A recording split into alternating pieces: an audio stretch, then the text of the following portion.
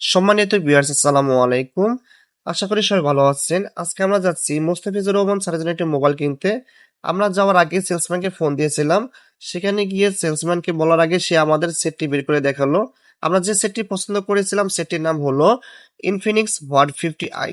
যে সেটটা আমরা অনলাইনে দেখেছিলাম, আলহামদুলিল্লাহ আমাদের কাছে খুব ভালো লেগেছে। এবং ওখানে গিয়ে আমরা সরাসরি দেখছিলাম যে আসলে সেটটার মধ্যে কি কি ফ্যাসিলিটি আছে। উনি আমাদের সকল প্রকারের জিনিসগুলো দেখাচ্ছিল। ক্যামেরাটা ভালোভাবে চেক করতেছিলাম। ক্যামেরাটা মাশাআল্লাহ খুবই সুন্দর। ছবিগুলো খুবই স্পষ্ট এবং ক্লিয়ার হয়।